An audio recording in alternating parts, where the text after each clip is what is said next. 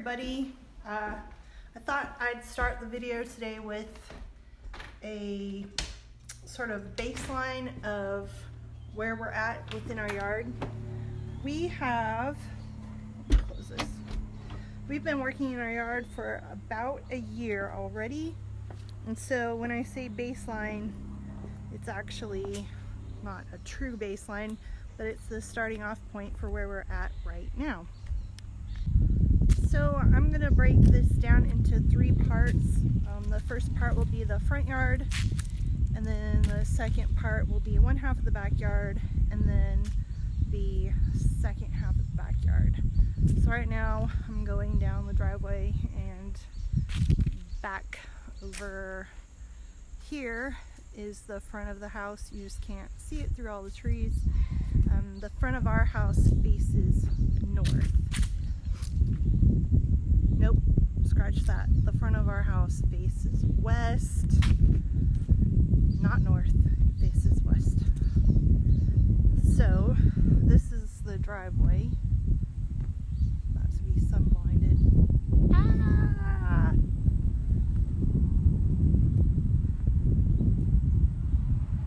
All right, across the street.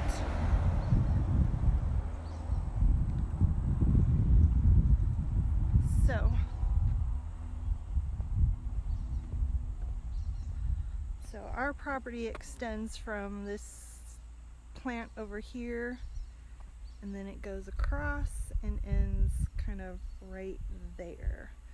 Most of what you see planted in the front is what was here when we moved in. There's a lot of knockout roses and daylilies. That's kind of it. Most of it is wooded.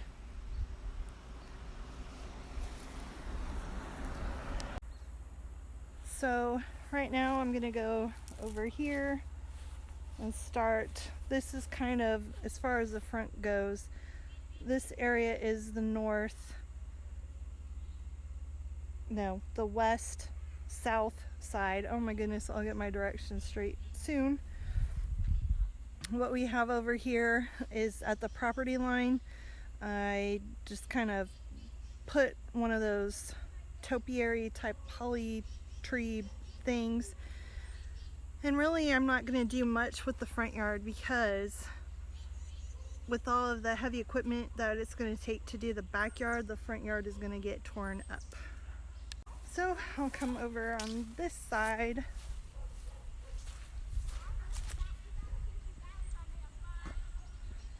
And then again, you can see how wooded we are. And then over here, that's the first topiary holly that I put in. And unfortunately, a lot of it has died, and which is disheartening, because you spend probably $60 on these things, and then something comes along and takes it out. A lot of our evergreens, and I'll show them to you later, but a lot of our evergreens have just been dying on me. It's like the leaves turn brown, they fall off, and then I'm kind of left with stuff like this. Most everything else has been dying all the way down to the bottom, but this is kind of lingering. But I think I'll probably replace this, maybe put it in a pot and see if there's any kind of care I can give to it to see if it'll rebound. Along the front I planted some echinacea and some white roses. Those are new. Those are new because all of these daylilies, when we moved in, it was full of pine straw, and I raked a bunch of that out and ended up taking out quite a few daylilies. Some of the problems I have up here, number one, and probably one of the biggest ones, is deer. The deer love to eat our roses. I did not plant these up here. As far as the red knockout roses, those were here when we moved in. and when we redo the front yard, those roses will be coming out. I've got a lot of dead trees that need to come out. Last summer we removed quite a few. All along the front behind these roses were some maple trees, and we cut all those down because they had died during one of the droughts that they had here in our zone. I did add in these short little white knockout roses. They don't grow tall, and for the most part the deer don't mess with them. This is kind of in the middle of the driveway. Just to look back through the house, you'll see kind of up through this direction we took a lot of trees out.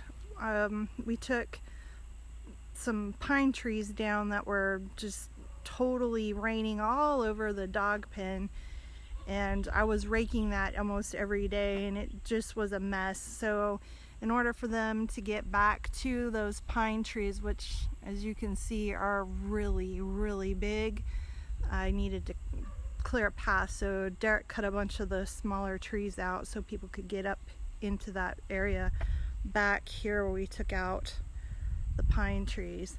And then over here on the southwest side of the front yard, I think we've taken out quite a few trees, but for the most part this will probably stay covered in shade. And then on this side of the driveway, I think we're going to go ahead and remove almost all of these trees and try to go for some kind of parterre type gardening. Alright, so one of the problems that we have in our property is flooding. This area here, when it rains, it'll run off the neighbor's property and kind of filter down through here, and then it'll just puddle right here, and it'll sit for days until it drains. If I swing around this way, back in that direction is the closer to the road is the drainage for the neighborhood, and it'll drain off towards the west. We have a lake in the back, but the water from the front yard will drain into a creek that runs behind the houses that are across the street from me. So what we're going to have to do is get, we tried to do it ourselves, but I think this one we're going to have to hire out, is get somebody to kind of go through. You can kind of see the pipe where my husband tried to start to get some kind of drainage going over here, and it's just too much clay in our soil for us to be able to do it alone. So we're gonna have to hire someone out, and unfortunately they really want a lot of money for that. So that is one of the problems that we have in the front yard, in addition to the deer, and then of course with all of our trees that we have dying off, which I need to kind of figure out what the problem is there. So I'm just continuing down the driveway. Normally this driveway would be really cool because it's kind of an S shape, but for the type of gardening I eventually want to get to in the front yard, it would actually require a straight driveway. I'm not going to change out the driveway, so we're gonna have to figure out, maybe get some more professional advice on how to do that French style garden, because those usually run on kind of a straight axis as I understand it. The ultimate goal with all of this is to try to recreate some of the places that we've been and really enjoyed spending time in. And so I think with the front yard we're going to go with a formal garden and try to get more of that French Versailles type feeling. I think some of the Italian gardens are set up with that similar gardening style. Alright, so here we're down the driveway and we're closer to the house now. Again, our front faces west. That is the front of the house. these shrubs and hedges and whatnot over here are awful. I hate them. I hate them a lot. They grow to be 10 feet high by 10 feet wide. And when you're looking at the side of trying to hedge these things, it just gets really unsafe to try to keep them in a nice, neat form. So those are eventually going to be ripped out of there because I really dislike them. Over here, I believe that these are privet hedges. I'm not positive, but this last spring they smelled so nice. And then another pine tree, and those really are a pain. They're so messy. They got pollen in the spring, pine cones all over the place, needles all over the place. The squirrels, if you can see, they tear stuff apart and they eat and they build nests, and so I am anxious for every pine tree in here to go away.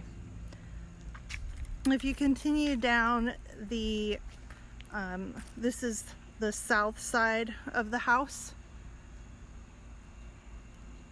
All of those pine trees are going to come out of there. I'm going to leave these hedges and then maybe take out a couple of these trees because they're really, one of them's breaking, and I think there's probably quite a few in there. And it makes it hard with all their roots all over. It makes it hard to get anything to grow well. This stuff back here, that's our leftover mulch from when we were fixing some of these other gardens, which you'll be seeing soon. Okay, carrying on with the tour of the front yard. Talked about those hedges already. Up here, top of the house, it gets a lot of shade from these trees behind me, but I think that I'm going to take those trees out because see if I can get it down here. You probably can't see, but these roots get into everything. In fact, I think they're messing up the front porch, so I'm anxious for those trees to come down and get that car out of here for sale. Okay, I'm going to talk about this. Hopefully the air conditioner isn't too loud. So let's see, back here, this is like a little dog run area, and we actually redid this. I was still living in South Carolina. I was still active duty, and I came home for a weekend, and we got this ready for our two little doggies. They're Yorkshire Terriers. Holly is the bigger one, and Kibby is the littler one. They're sisters, and so they can come and go in and out of the house right here. And then this whole fence line, about this time last year, I pulled everything out that was growing there. Again, they were bushes that were going to be way too big for what I wanted to deal with. So I found some smaller bushes. I've got camellias over here. They are not going to grow more than like 4 feet. And what I ripped out had a tendency to go upwards of 10 feet. So this is going to be a whole lot easier for me to manage with them short. And ideally they're going to grow in and cover this fence because our dogs are super yappy, make a lot of noise. And the camellias wrap around the entire length of the dog pen.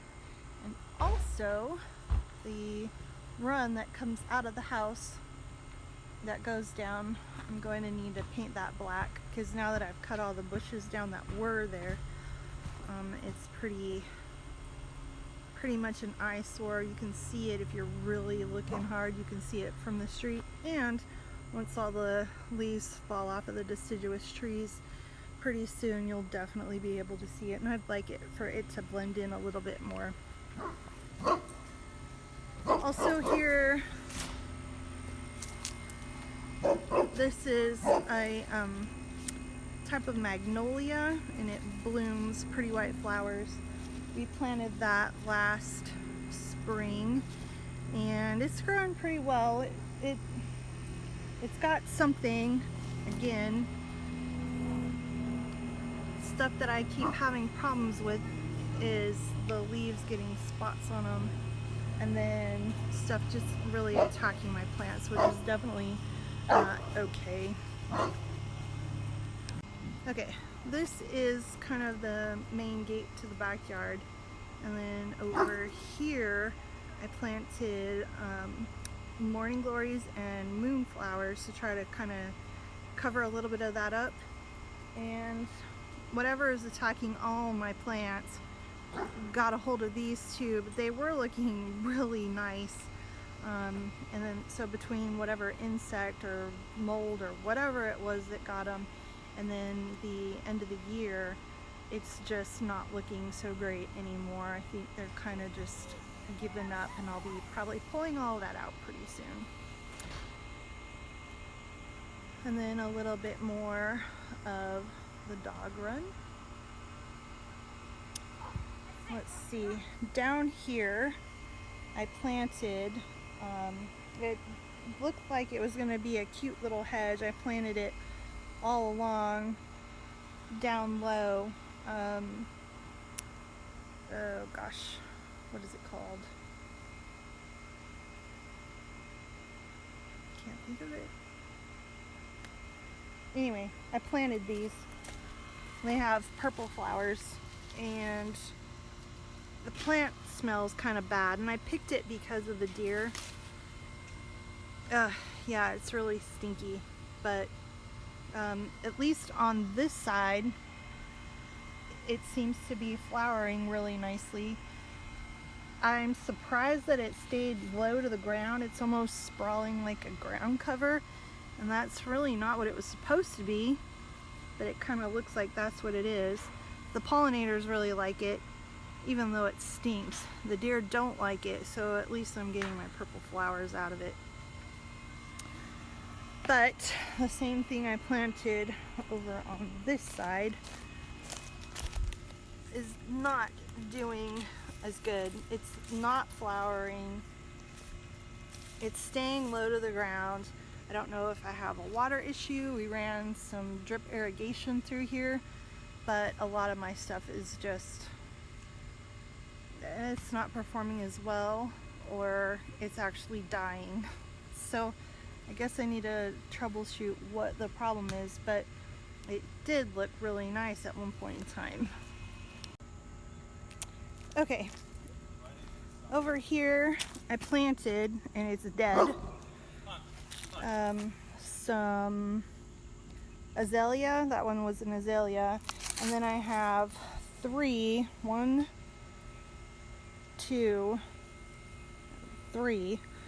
those were rhododendrons, low growing with a purple flower, and they were really pretty, and every single one of them died. And then up here in the bird bath I had some flowers, but I think this area got too much shade, and so it's just kind of all weedy and viney, and it just doesn't look good. And that's Huntley. He's the neighbor's doggy. Over here, this is kind of a no man's zone, I guess. I don't know what you would call it, but I'm not really sure whose property it is. But I decided to pull everything out. This looked really covered in a bunch of weeds and whatnot, and then in place I put some arborvitae to grow up and cover this little one over here. It hopefully will grow big and tall, and then I don't know what it is because it actually didn't have a tag on it when I bought it in the nursery. And this one over here is called Granny's Ringlet, so it's kind of a cool evergreen. It kind of swirls and does its thing, so that will hopefully grow nice and tall and put some block up between us. This area down here, I moved these azalea bushes. They only bloom once a year, so I moved them over here, and as you can see, the weeds took over. I had a totally clear path from one end of the fence line all the way down this hill to the bottom where the lake is, and cut everything back, and now everything has just grown back with a vengeance. So I think that'll be another video of me coming through and killing this again. Okay, so that was the front yard. So much needs to be done up here. It's kind of embarrassing how bad it's gotten. The hollies, I've cut them back, and then they just spring forward and grow really awful things up there. Nothing will grow in the shade on the ground. I usually get spider webs all over the house that I can't reach about this time of year. These bushes, we actually came through with the chainsaw and just hacked them way low. They were looking even worse than they're looking right now. In fact, I thought we probably killed them, but they're just so tall, and even now that we've cut them, they have these really big, I don't know if you can see it, but the trunk, I suppose, for lack of a better word, they're really thick. So I'm gonna have to be super careful when I come back with the hedger soon and try to level everything off that has grown back, because those hedgers are gonna get a hold of those trunks and it's just gonna be a nightmare. So I think we'll call that the end of part 1 with a sort of baseline tour of the front yard, and we'll get ready to go into the back and make a couple more videos.